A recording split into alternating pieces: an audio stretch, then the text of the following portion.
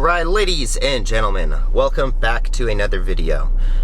Today we're talking about a comment that I saw earlier on my channel, and it is someone was saying they wanted to stop accepting $3 orders, but they didn't want their acceptance rate to go down.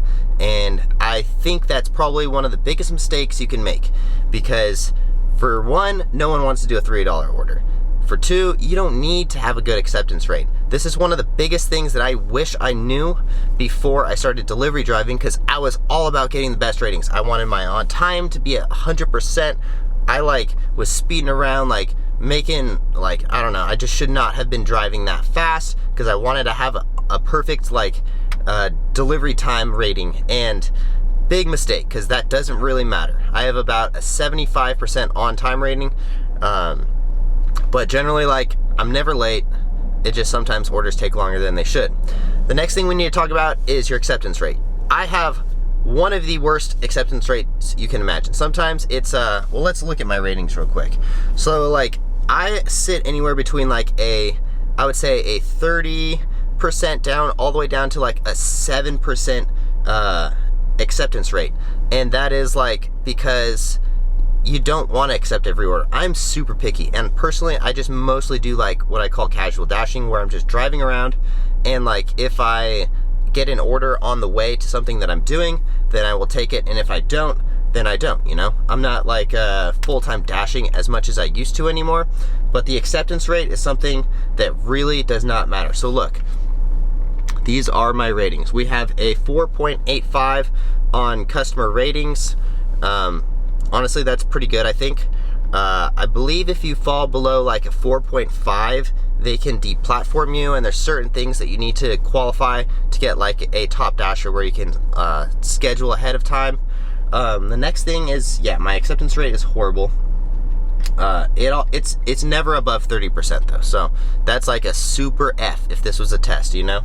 I do have a 91% completion rate, which means I'm completing most of the deliveries, 90% of them, after I accept.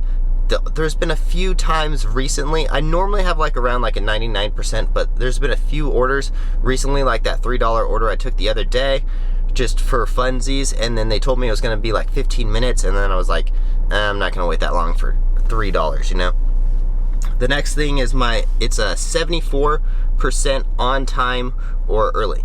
So again, I'm never just sitting around or lagging. I'm a pretty quick person. I generally am jogging and stuff to get orders done quicker. I don't speed or anything, so that's one of the most important things though.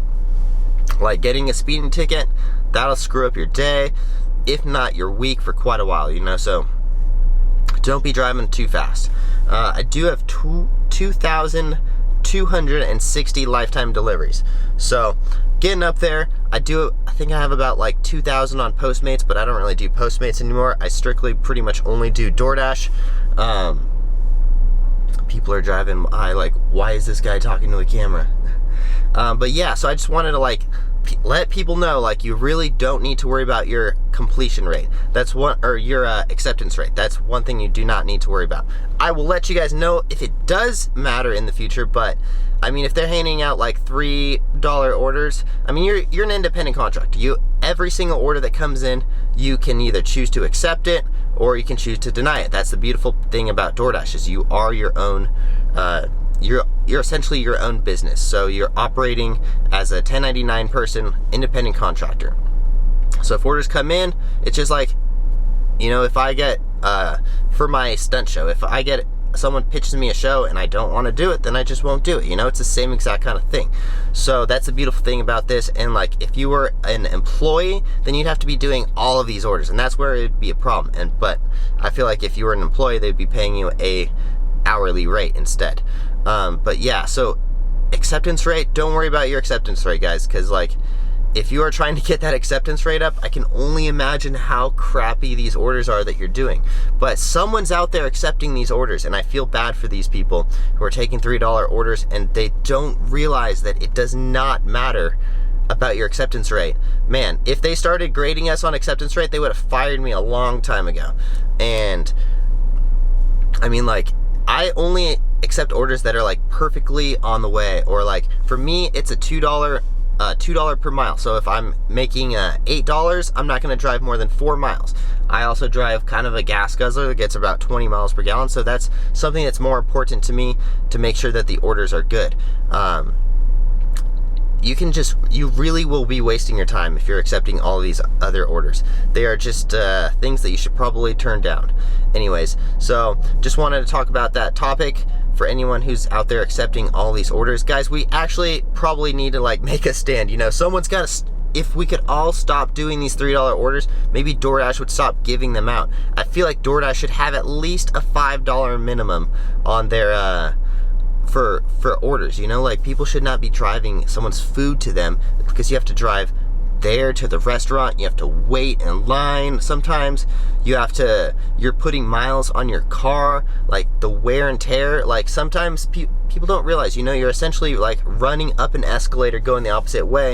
If you're putting too many miles on your car, you're really adding to that wear and tear. So you really should be specific on the orders. And I have noticed a huge difference in how much money I'm making when I've actually been much more strategic on the orders that I'm picking. Like, it's essentially strategic gambling. That's the best way, and that's like what I like to call it, because you are basically gambling. You know, you don't know if this order is going to be good. Sometimes the orders take forever. Sometimes you're sitting around waiting for an order. The restaurant sucks. The customer sucks.